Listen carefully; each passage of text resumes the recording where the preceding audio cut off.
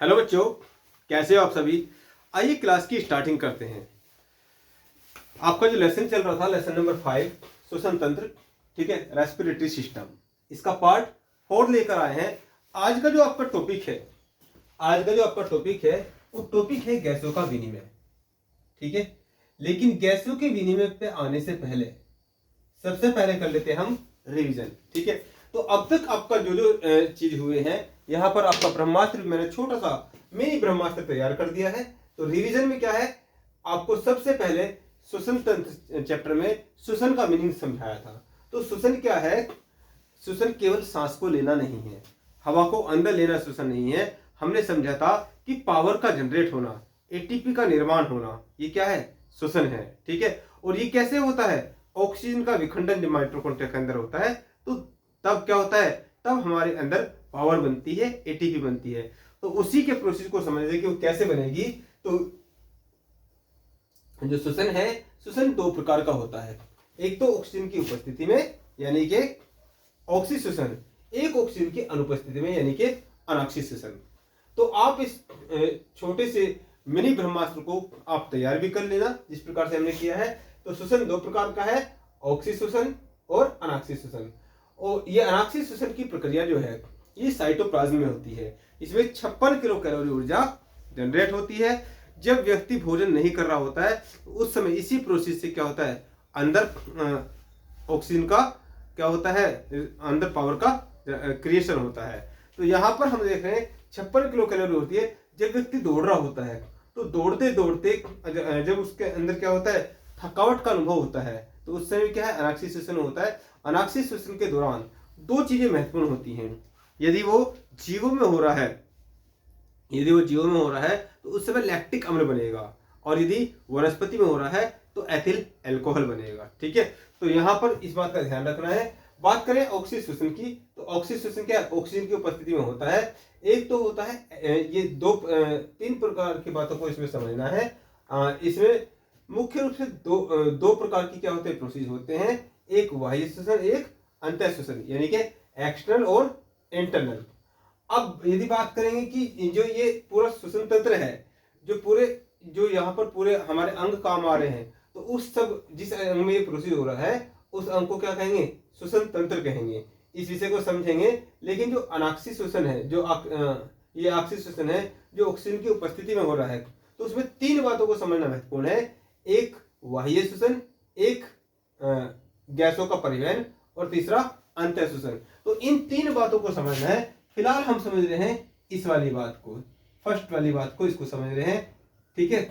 गैसों का परिवार और अंतःश्वसन हम आगे चल के समझेंगे। अब बाह्य श्वसन को देखने के लिए यहाँ पर पूरे श्वसन तंत्र में क्या क्या आपको आता है, तो उस बात की क्लैरिटी आपको होनी चाहिए। तो श्वसन तंत्र में हमने बताया था, एक तो नोस्ट्रल कैविटी, नासा गुहा, ठीक है, और ये मुख, और ये जो मुख होता है और जो नाक होती है, तो इसके बीच में क्या होता है, एक पार्ट होता है, उसे बोलते हैं ग्रसनी। ग्रसनी के अंदर एक वाल्व होता है एपिग्लैटिस, ठीक है। तो यहाँ पे इसका चित्र मैंने आपको बनवाया था कि इस पूरे जो आपका श्वसन तंत्र है, यहाँ पर जैसे ये बक्कल कैविटी, मुख गुहा है, ये नोस्ट्रल कैविटी है, तो यहाँ पर बीच में ये पार्ट क्या है, ये ग्रसनी का है, और इसके अंदर क्या होता है, ये एपिग्लैटिस होता है, ठीक है, एपिग्लैटिस होता है। और यहाँ पर इस प्रकार से फिर ये एक मार्ग हो जाता है, और ये 10 इंच लंबी नलिका होती है, ग्रास नली, ये ग्रसनी होती है, ये एपिग्लैटिस है, ठीक है। ये क्या है, नोस्ट्रल कैविटी है, और यहाँ पर 10 इंच लंबी ये नलिका क्या कहलाती है, ग्रास नली कहलाती है, और यहाँ पर ये होते हैं फेफड़े। तो ये सब चीज आपको क्लियर करा चुके हैं। ये पूरा क्या है, ये श्वसन तंत्र है, पूरा क्या है, श्वसन तंत्र है। तो यहाँ पर ग्रास नली के बाद लंग्स होते हैं, ये लंग्स हो गए, और लंग्स के अंदर क्या होती हैं, लंग्स के अंदर ये वायु कोष्ठक होते हैं, जिन्हें कुपिकाएं भी कहते हैं, इसी के विषय में आज हम और विस्तार पूर्वक बात करेंगे। तो यहाँ पर ये प्रोसेस जो होता है, ये सब क्या है, ये बाह्य श्वसन का भाग है। यहाँ से ऑक्सीजन अंदर जाएगी हीमोग्लोबिन के माध्यम से, जिसको हम आज क्लियर करेंगे। हीमोग्लोबिन के माध्यम से ये यहाँ पर सेल तक जाएगी। ये क्या है? सेल है। और सेल में अंदर जो प्रोसेस होगा वो क्या हुआ?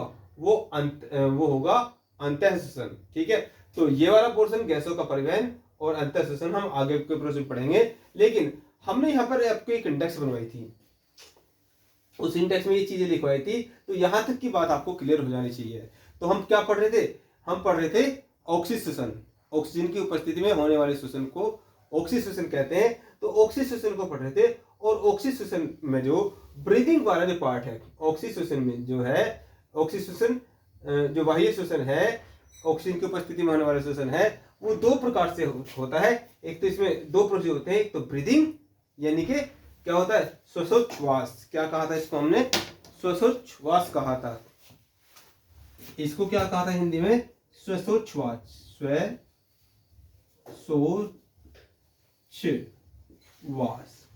अब ये श्वासोच्छ्वास जो है ये दो प्रकार से समझा था हमने। एक निहि श्वसन, निहि श्वसन, और एक क्या समझा था? उच्छ्वास, उच्छ्वास। तो ऑक्सीजन हवा को अंदर लेना और हवा को बाहर, अंदर की गैसों को बाहर छोड़ना। तो ये क्या है? ये श्वासोच्छ्वास है। ये क्या है? श्वासोच्छ्वास है, यानी कि ब्रीदिंग है। अब ये क्या होता है? इसमें हमने बताया था दो चीजों को ध्यान रखना है आपको। एक चीज को ध्यान रखना है, केवल हाई प्रेशर, हाई प्रेशर से लो प्रेशर की तरफ हमेशा गैसें क्या करेंगी? गमन करेंगी। तो लास्ट क्लास में हमने इसके हाई प्रेशर और लो प्रेशर वाले पॉइंट को समझा था कि क्या होता है। जो वायुमंडल है, वायुमंडल में गैस क्या है? वो ज्यादा है, हवा क्या है? ज्यादा है। तो अंदर क्या है? अंदर फेफड़ों के माध्यम से ये प्रोसेस होता है। तो फेफड़ों के नीचे क्या होता है?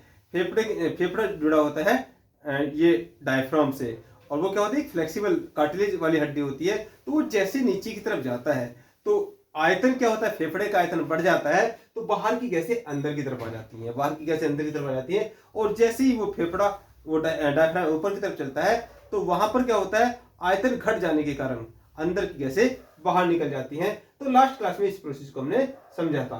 तो आज का जो पार्ट है, आज का हेडिंग डाल लीजिए आप, गैसों का विनिमय। ठीक है, ये सब रफ कर देता हूं और उसके बाद गैसों के विनिमय की तरफ हम चलते हैं।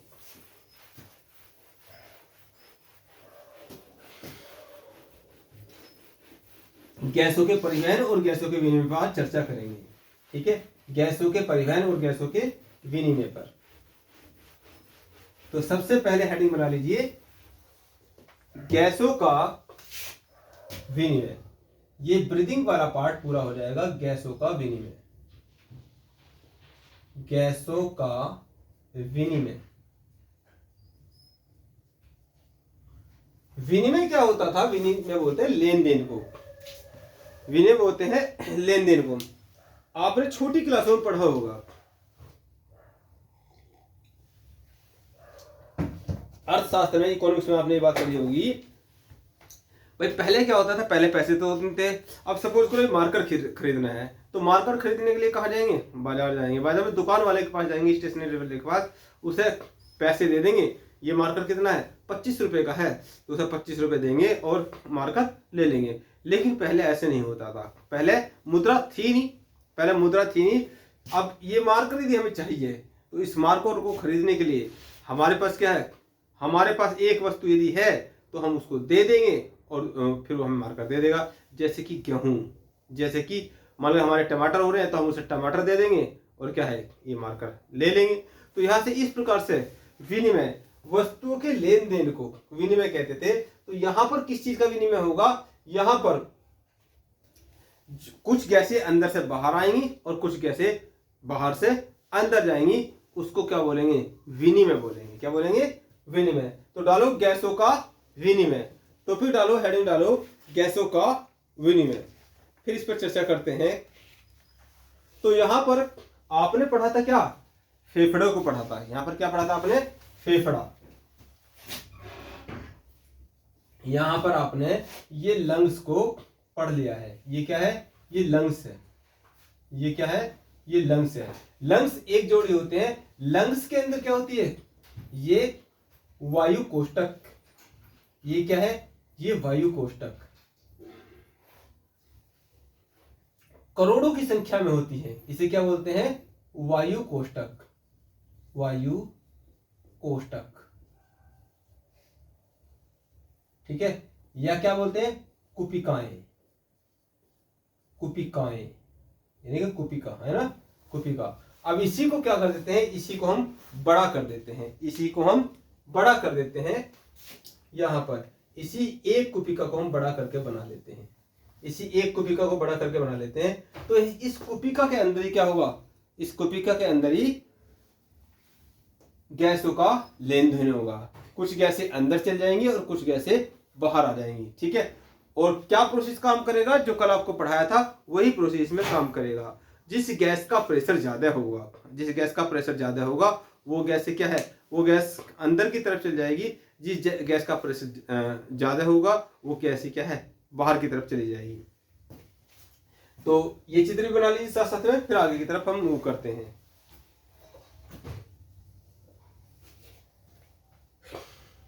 फिर हम आगे की तरफ मूव करते हैं। ये चित्र बना लीजिए। तो यहां पर आप देख रहे हो किस गैस का लेन देन होना है भाई? गैस अंदर कौन सी जानी है? ऑक्सीजन गैस अंदर जानी है। ऑक्सीजन गैस क्या अंदर जानी है? ये कहां? फेफड़े तक तो बात आ गई थी। अब यहां से फेफड़े से अंदर की तरफ हमें क्या लेके जाना है? O2 को लेके जाना है। किसको? यहां पर ऑक्सीजन को लेके जाना है। यहां पर क्या है? ये मैं मान रहा हूं ये ब्लू कलर की क्या है? ये ऑक्सीजन है। इसको ये ऑक्सीजन क्या है? अब यहां से ये अंदर की तरफ जाएगी। यहां से फेफड़ों से ये क्या करेगी? फेफड़ों से अंदर की तरफ जाएगी। तो जिस बच्चे ने हार्ट चैप्टर पढ़ा था, ठीक है, जिस बच्चे ने हार्ट चैप्टर पढ़ा था उसी को ये बात अच्छी तरीके से समझ में आएगी, क्योंकि हमने पहले से बताया है पिछली क्लासें अगली क्लासों के लिए बेस का काम करती हैं, ठीक है। तो हमने आपको बताया था यहां पर जो हार्ट है इस प्रकार से आपको 4 पार्ट होते हैं, ठीक है। और ऊपर की तरफ क्या पढ़ाया था? आपको हार्ट पढ़ाया था। क्या पढ़ाया था? हार्ट पढ़ाया था ऊपर की तरफ। तो यहां से ये क्या है? अलिंद है, ये नीले है। तो नीले से इस प्रकार से एक नलिका के माध्यम से गंदा खून क्या आ जाता है? गंदा खून वो हार्ट में आ जाता है, फेफड़ों में आ जाता है। और उसमें क्या हो जाता है? उसमें वायु मिलकर वो क्या बन जाता है? शुद्ध खून बन जाता है। तो वो पिछली क्लास क्या है? बेस का काम करेगी।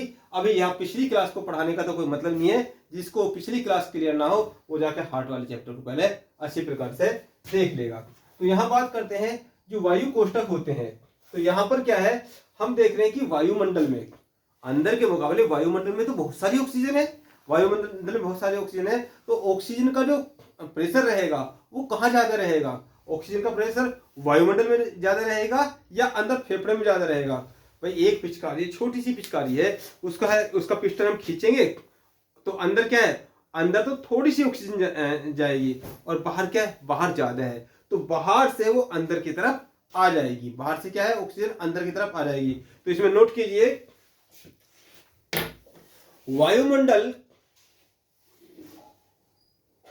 वायुमंडल से प्रवेश की गई, वायुमंडल से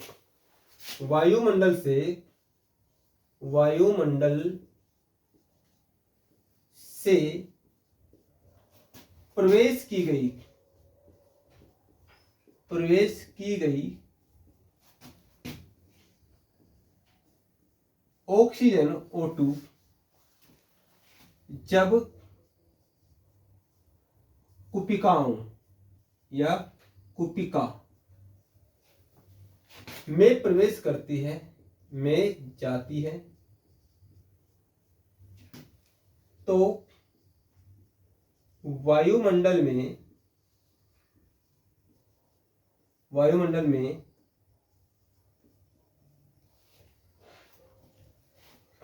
दाब अधिक होने के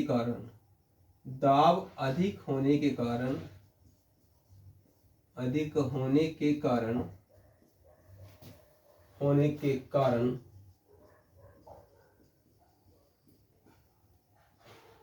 यह अंदर की ओर प्रवेश कर जाती है। प्रवेश कर जाती है।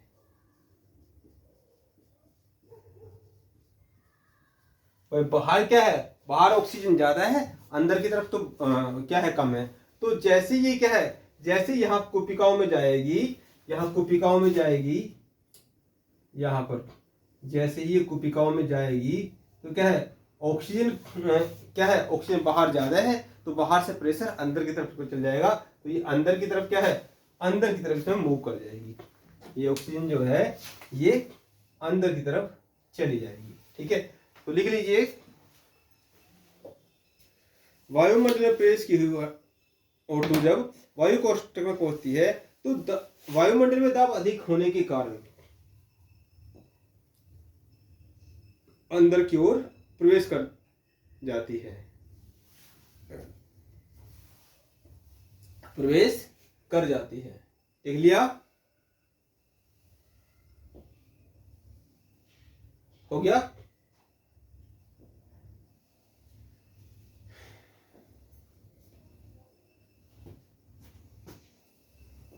ठीक है, अब इसमें लिखेंगे तत्पश्चात यह है कुपिकाओं से निकलकर,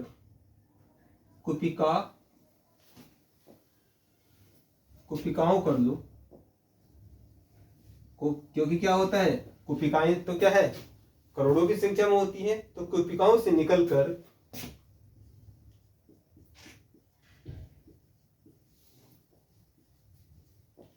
हीमोग्लोबिन के माध्यम से, HB हीमोग्लोबिन के माध्यम से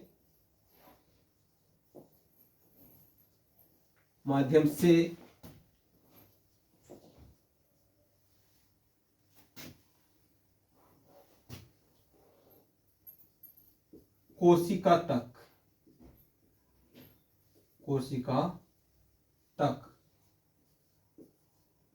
पहुंचती है।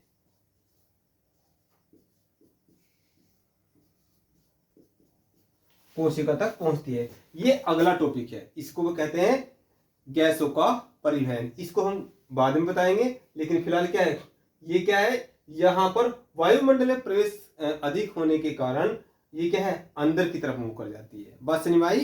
इतनी बात समझ में आई हो तो फिर आगे की तरफ हम चलते हैं। इतनी बात यदि समझ में आ गई हो तो आगे की तरफ चलते हैं। हो गया, इसी में डालेंगे CO2 का विनिमय। ये जो था गैसों का विनिमय, ये गैसों का विनिमय, दो प्रकार की गैसों का विनिमय होगा। जो गैसों का विनिमय है तो इसमें यहां आप डाल लीजिए, ये हल्का सा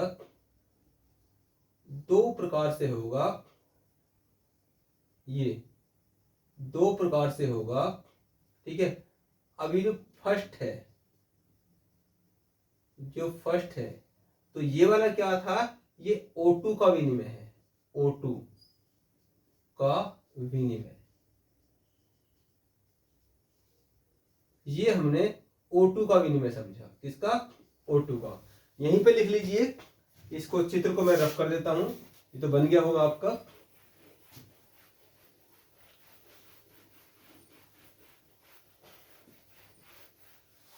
यहीं पे समझ लीजिए CO2 का विनिमय। ठीक है, सेकंड क्या है, सेकंड है CO2 का विनिमय। विनिमय होता है लेन देन, और ये विनिमय कहाँ होगा, ये होगा कुपिकाओं के अंदर। कुपिकाएं कहाँ होती है, फेफड़ों के अंदर। ठीक है, तो कुपिकाओं के माध्यम से गैसों का लेन देन होता है। इसमें जिसमें जहां प्रेशर ज्यादा होगा तो ज्यादा से वो कम की ओर मूव कर जाएगी। तो वायुमंडल में प्रेशर ज्यादा है ऑक्सीजन का, तो वो अंदर की तरफ मूव कर जाएगी। अब बात है CO2 का विनिमय। CO2 का विनिमय यानी कि कार्बन डाइऑक्साइड का विनिमय। कार्बन डाइऑक्साइड क्यों, ये अंदर से बाहर आ जाती है, शरीर से अंदर से बाहर आ जाती है। देखिए, नॉर्मल रूप से क्या है, ये जो कुपिका है तो इसमें क्या है, ये ऐसा सिस्टम होता है, यहां पर क्या है, अंदर शरीर में क्या है, ये जो CO2 है, जो बॉडी है, जो कोशिका है उसमें CO2 की मात्रा कितनी है, CO2 की मात्रा 4% है। कितनी है, 4%। और जो बाहर वायुमंडल है, जो बाहर वायुमंडल है उसमें कितनी है, 0.03%। ठीक है, तो अभी क्या है, ये अंदर से क्या है, ये बाहर की तरफ आएगी, क्योंकि यहाँ पर प्रेशर क्या है, यहाँ पर प्रेशर ज्यादा है और यहाँ पर प्रेशर कम है। तो ये अंदर से क्या है, इसको रेड कलर में ले लीजिए, इसको CO2 को क्या है, रेड कलर में ले लीजिए। ठीक है, और इसको क्या है, ब्लू कलर में ले लीजिए। इसको ब्लू कलर में ले लीजिए। ठीक है, किसको, ये ब्लू कलर में क्या है, ब्लू कलर में हम देख रहे हैं क्या, O2 है, और जो रेड कलर में है वो क्या है, वो CO2 है। क्या है वो, CO2, ये CO2 है। तो यहां पर क्या है, इसका प्रेशर ज्यादा है, तो इसका प्रेशर, अब यहां पर क्या है, ये वायुमंडल है, ये वायुमंडल है, इधर वायुमंडल मान लीजिए। ठीक है, और ये क्या है, ये आपकी बॉडी है, ये शरीर है, इधर शरीर है आपका।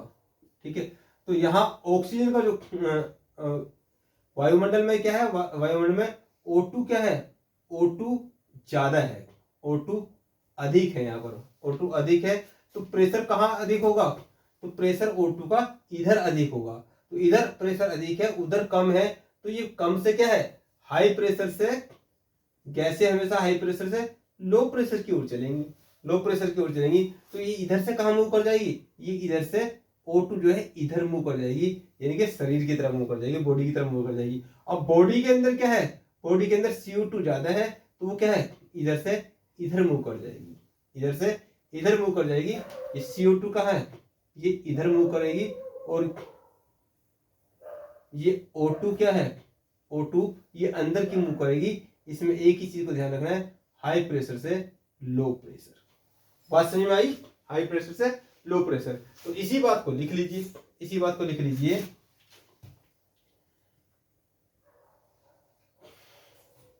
लिखिए, अंतः श्वसन, अंतः श्वसन के दौरान, श्वसन के दौरान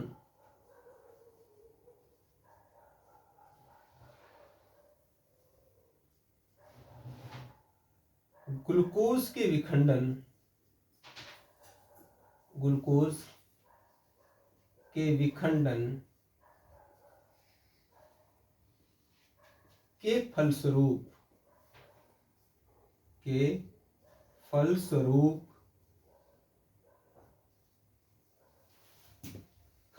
फलस्वरूप CO2 निष्कासित होती है, निष्कासित,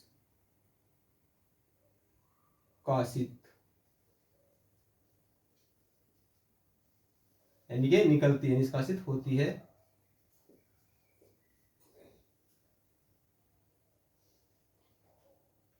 O2 CO2 का प्रेशर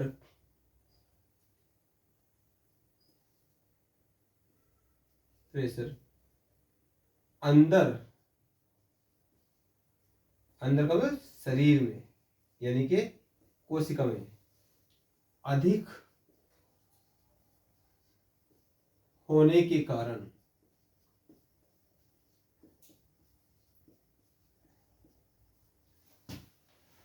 यह है बाहर की तरफ, बाहर की ओर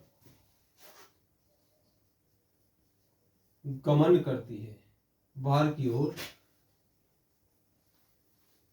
ये कुपिकाओं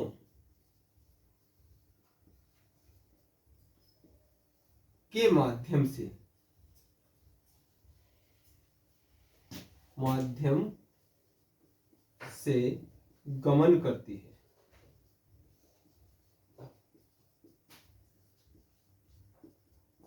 ठीक है, पिछले वाली क्लास का ही बात कर रखनी है। गैसें हमेशा हाई प्रेशर से लो प्रेशर की ओर गमन करेंगी, और हाई प्रेशर जहां पर होगा तो हाई प्रेशर यदि वायुमंडल में ज्यादा है O2 के लिए तो वो अंदर की तरफ चल जाएगी, और हाई प्रेशर यदि CO2 का अंदर है तो अंदर से बाहर की ओर चल जाएगी। कुपिका इसमें माध्यम का काम करती है। ये प्रोसेस किसके माध्यम से होगा? कुपिकाओं के माध्यम से होगा। तो यहाँ पर जो ब्रीदिंग चल रहा था, जो ब्रीदिंग टॉपिक था, वो ब्रीदिंग टॉपिक कंप्लीट हुआ। यहाँ पर हमें समझना गैसों का विनिमय। यदि आपका हो गया हो तो फिर हम आगे की तरफ मूव करते हैं। जल्दी से नोट कर लीजिए।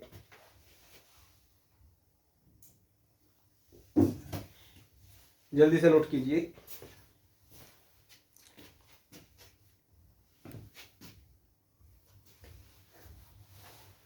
ठीक है, जल्दी से इसे नोट कर लीजिए, फिर हम परिवहन की तरफ मूव करते हैं। गैसों के परिवहन, इसको मैं समझा आज दूंगा और लिखवा हम इसे कल देंगे। ठीक है, कल लिखवा देंगे। वैसे इस बात का जिक्र हमने कर दिया है, इस बात का जिक्र हमने यहाँ पे कर दिया है। ये जो हीमोग्लोबिन है, ठीक है, ये हीमोग्लोबिन है। यहीं पर क्या है, यहीं पर ये टॉपिक समझने के लिए तो 1 मिनट का है, और लिखने के लिए वो 5 मिनट का समय लगेगा, वो कल लिखवाएंगे। ठीक है, आज हमने आपको रिवीजन भी करवाया है, मिनी ब्रह्मास्त्र भी आपका तैयार कराया है। उसमें क्या है, उसमें समय लग गया है। लास्ट में जब ब्रह्मास्त्र तैयार कराएंगे तो फिर क्या है, फिर आपको ज्यादा समय खर्च नहीं होगा। मिनी ब्रह्मास्त्र आपका आज ही तैयार हो गया है। चलिए, तो नेक्स्ट टॉपिक डालेंगे गैसों का परिवहन। गैसों का परिवहन, ठीक है। ये परिवहन शब्द आपने कहां लिखा हुआ देखा है? क्या कहीं और भी देखा है लिखा हुआ? जो परिवहन शब्द है कहीं और भी लिखा देखा है? उत्तर प्रदेश परिवहन निगम, उत्तर प्रदेश परिवहन निगम। तो क्या होता है, रोडवेज की बात करता है। किसकी? जो रोडवेज गाड़ी होती है उनके ऊपर लिखा जाता है उत्तर प्रदेश परिवहन निगम। तो उसमें क्या होता है भाई, मैं अपने घर में हूँ, मैं अपने घर में हूँ और मुझे दिल्ली जाना है, मैं अपने घर में हूँ, मुझे दिल्ली जाना है, तो मैं किसका सहारा ले रहा हूँ? रोडवेज में बैठ के जा रहा हूँ, रोडवेज में बैठ के जा रहा हूँ। तो उसे बैठ के जो जा रहा हूँ तो वो मुझे परिवहन करेगी, वो मुझे क्या करेगी? परिवहन करेगी, और मैं उसको किराया दूंगा और मुझे मेरे डेस्टिनेशन से वो मेरे वर्किंग प्लेस तक लेके चली जाएगी। ठीक है, तो यहाँ इसने रोडवेज ने क्या काम करा? परिवहन का काम किया। ठीक है, तो यहाँ पर ये जो गैसों का परिवहन है, ठीक है, अब कौन सी गैस के परिवहन के विषय में हम यहाँ जिक्र करेंगे? यहाँ पर केवल और केवल O2 के परिवहन के विषय में जिक्र होगा। किसके? ऑक्सीजन के परिवहन के विषय में जिक्र होगा। यानी कि ऑक्सीजन वहां पर फेफड़ों से निकलकर एल्बुलाई से निकलकर वो क्या है, वायु कोष्ठक से निकलकर कहां तक जाएगी? वो सेल तक जाएगी। कहां तक सेल जाएगी? सेल तक जाएगी। और उसे लेके जाने का कार्य कौन करेगा? हीमोग्लोबिन करेगा। कौन करेगा? हीमोग्लोबिन करेगा। वहां पर वो ले जाकर उसको छोड़ देगा, वहां पर ले जाकर छोड़ देगा। तो ये ऑक्सीजन जो है, ये हीमोग्लोबिन के साथ मिलकर ये एक अस्थायी यौगिक बनाएगी, अस्थायी यौगिक बनाएगी, अस्थायी यौगिक बनाएगी। ठीक है, इसे ऑक्सी हीमोग्लोबिन कहते हैं। क्या कहते हैं? Oxy haemoglobin. इसे क्या कहते हैं? ऑक्सी हीमोग्लोबिन कहते हैं, हीमोग्लोबिन।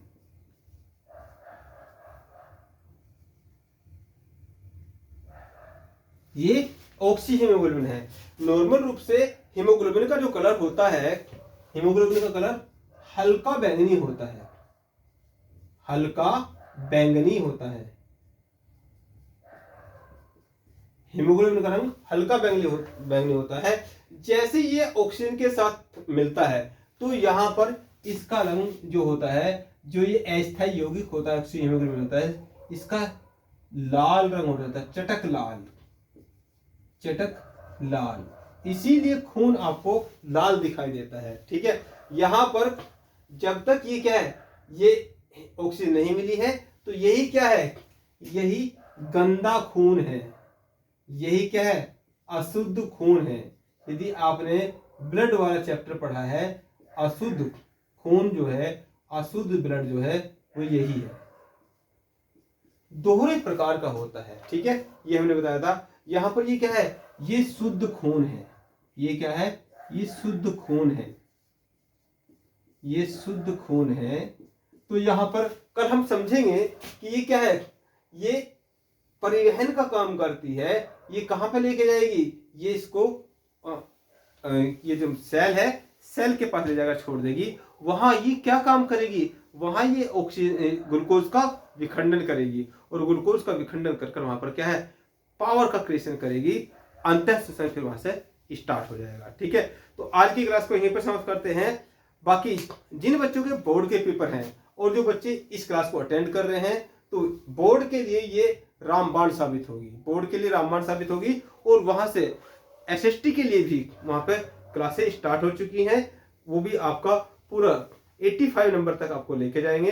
तो यहाँ पर ये बच्चे अपने तैयारी को जिस प्रकार से मिलिट्री स्कूल में होता है, सैनिक स्कूल में होता है, उस प्रकार से क्या है, वो स्कूल की पढ़ाई के साथ साथ अपने नए टारगेट को, चाहे वो यूपीएससी का हो, चाहे वो स्टेट पीसीएस का हो, या अन्य अधीनस्थ गवर्नमेंट जॉब का हो, वो सब साथ साथ में लेके चल रहे हैं। तो आप अपनी तैयारी में, अपनी परसेंटेज में, यदि आप 10th क्लास में है कोई बच्चा, तो वो और इजाफा करने वाला है। ठीक है, तो यहीं पर इस बात को समाप्त करते हैं। बाकी कोई समस्या हो तो मेरे नंबर पर आप कॉल भी कर सकते हैं। धन्यवाद।